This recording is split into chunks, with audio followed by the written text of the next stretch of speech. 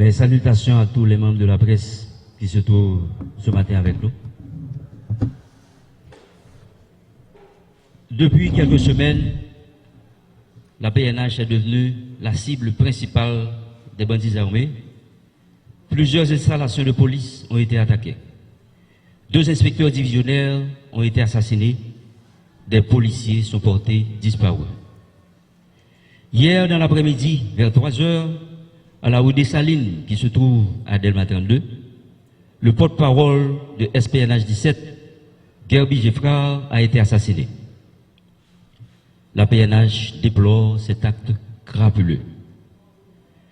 D'après les premières informations recueillies par la PNH, un rassemblement a été prévu afin de commémorer la mort du policier Luxon Bateau, qui a été assassiné en juillet 2020, dans la même zone.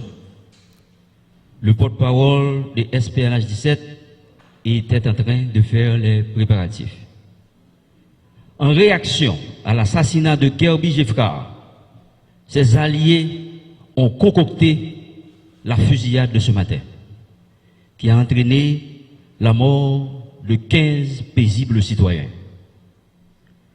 Parmi les personnes qui ont été assassinées, on retrouve le journaliste Diego Charles de la radio Vision 2000 et Madame Antoinette Duclerc.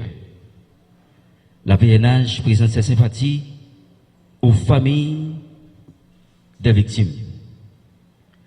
Nous rappelons à tous que la PNH ne saurait tolérer sous aucune forme d'actes de représailles.